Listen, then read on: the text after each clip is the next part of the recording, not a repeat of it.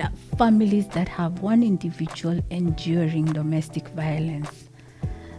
That's a red flag for a very dysfunctional family.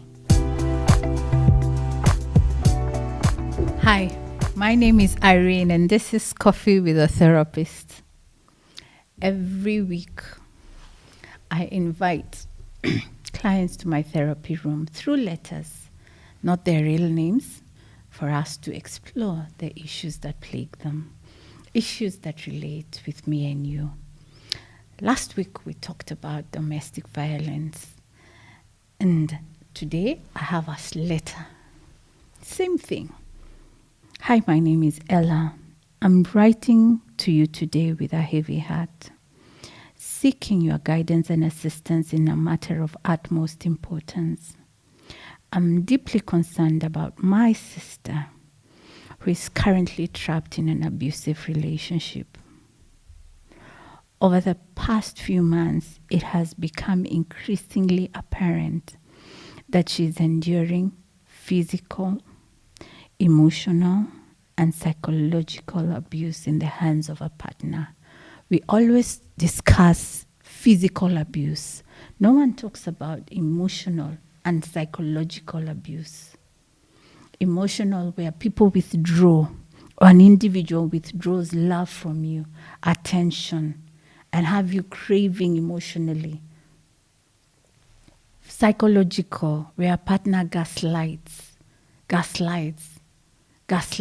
and continually plays around with your mind, where you know abuse was done, they deny, they deflect, they use all kinds of manipulating tactics that make facts not look like facts at all. She goes on to say,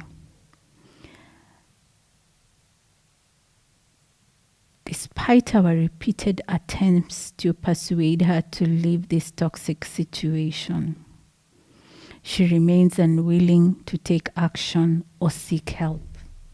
It has been incredibly distressing for our family to witness her suffering, and we fear for her safety and well-being. Let's talk a little bit more this week about your sister. Why should still remain there? If you explore your whole family, and families that have one individual enduring domestic violence, that's a red flag for a very dysfunctional family. Dysfunctional to a state that whatever they consider normal isn't normal. Maybe she's punishing herself and she feels she deserves it. Guilt, shame, secrets. Maybe there are things she did and she feels no one else will receive her. We're just exploring a little bit at why she is staying there. You as a family would be able to know better. Maybe she feels she deserves it. Other than the fact that she hopes he will change if she stays there longer. And the fact that maybe, or maybe not, you're a religious family. Your sister, at the end of the day, whatever reason it is, she still continually stays there. Again, what's your option? Should you wake up because she doesn't realize it, snatch her, remove her from that home, and help your sister get out by force?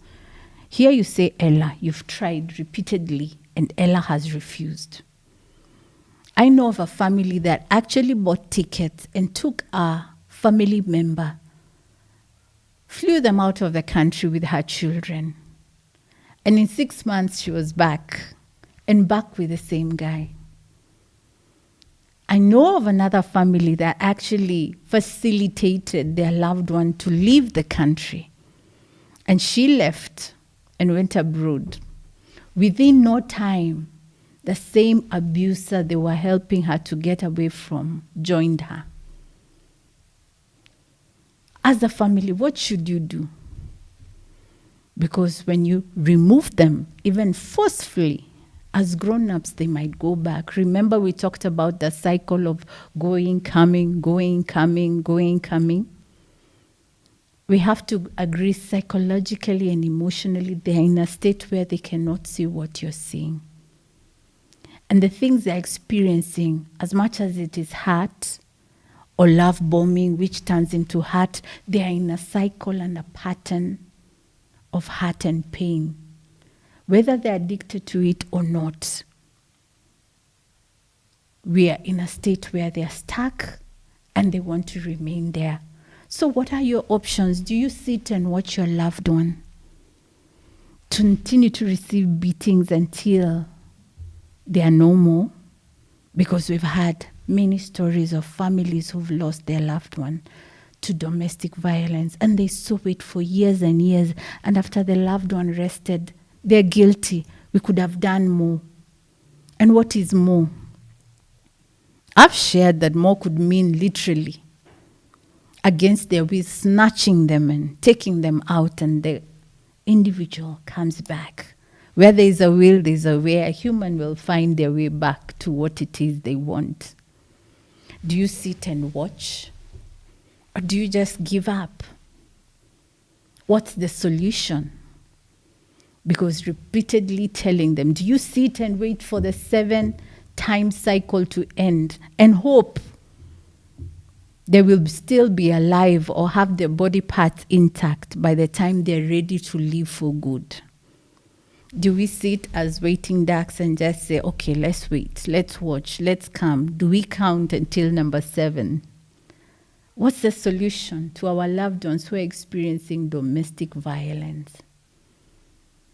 My suggestion is we be there for them. What does that look like? What is being there for them? Number 1, they're in the hands of a bully who first and foremost isolates them. You will note that you don't visit that sister or that auntie or that cousin very often. My suggestion, you do not accept isolation. Be there for them, whether he likes it or not, whether she likes it or not. Do not isolate. Because bullies love isolation. An abuser is a bully. Let them know for each instance he has to contend with loving family members. Will that minimize the abuse? Will that make it lower? All I'm saying, it might make it difficult.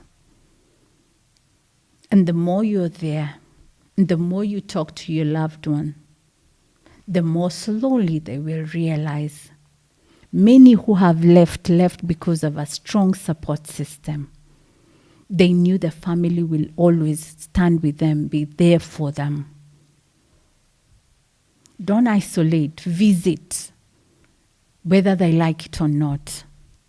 Be into their business, whether the abuser likes it or not. That way, slowly by slowly, love conquers all.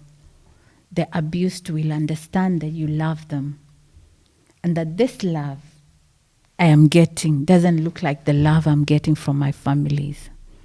You'll realize many of those families stay away from each other's business. Do the opposite as a family so that it doesn't perpetuate the abuse. And slowly help your loved one realize and get help and realize, because realization eventually comes. We always say, when the student is ready, the teacher walks in. When the student is ready. When and if when they are ready. I pray that Ella finds her voice and leaves the abuse before it's too late. And this has been Coffee with a Therapist. Be well, be healed, and be whole. Goodbye.